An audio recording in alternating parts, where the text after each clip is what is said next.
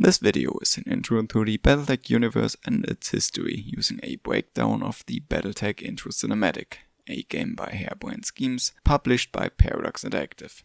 All information is accessible on sana.net, the official Battletech forums, and battletechgame.com. I repeat, battletechgame.com. Peggy 12. While the intro cinematic kicks in at 2107, the Battletech timeline starts in 1426 actually. The interesting part, however, starts in the 21st century, where a lot of things happen that aren't that important for the overarching story, with one exception. In the year 2019, so 1 year from the timestamp of this video, Kearney and Fushida published their theory about faster than light travel. Sadly, no one believes it and both die soon after. However, in the year 2102, FTL is indeed proven possible, and 2103, the Dymus project is launched.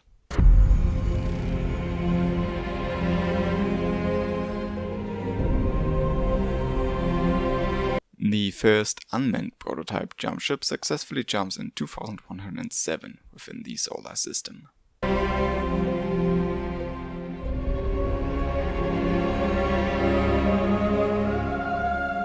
Raymond Bach, pardon my pronunciation, is the pilot of the first manned faster than light mission.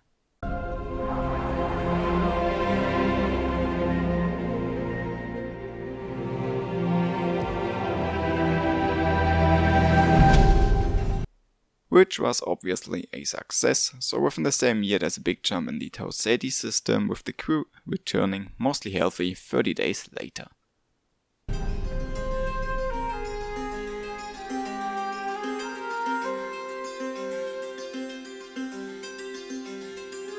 The planet Tauseti 4, later called New Earth, is nearly Earth identical and being colonized from 2116 onward.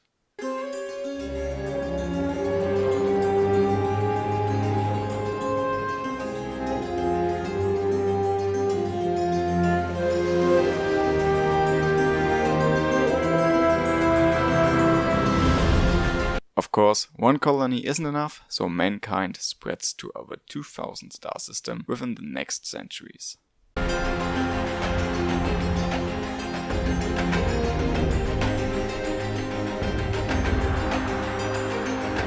After many conflicts, wars and intrigues, the Star League is founded in 2571. The First Lord, Ein Cameron, and later his descendants, is a powerful political figure that's primarily a mediator between the major and minor lords of the Star League. Due to the resulting peace, the prosperity and technological level could rise to unknown heights over the next years, which leads to most people naming the Star League as the height of human civilization.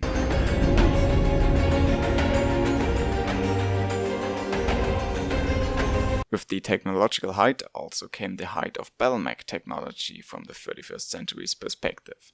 In general, battlemech and other military production was a key point in the Star League, because mankind just couldn't go completely without wars, even during this time frame.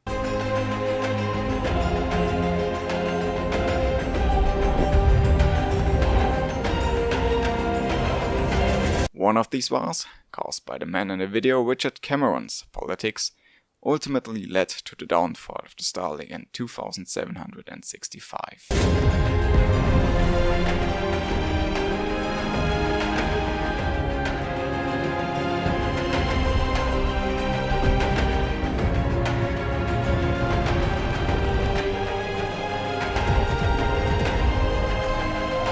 This picture right here is, in my opinion, the ultimate collapse of the Star League. We can see Stefan Amaris, who spent many years earning the very young First Lord Brian Cameron's trust, murdering the latter and following that up by killing the entire House Cameron.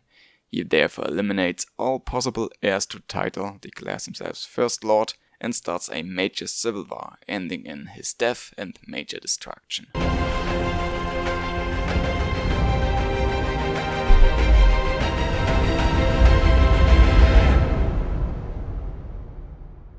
Without a rightful heir, the other lords, whose names we are familiar with, declare themselves for the title of the First Lord and start fighting over succession. Of course, without success, although they do manage to literally nuke each other back a few hundred years in terms of technology, while waging unbelievable destruction.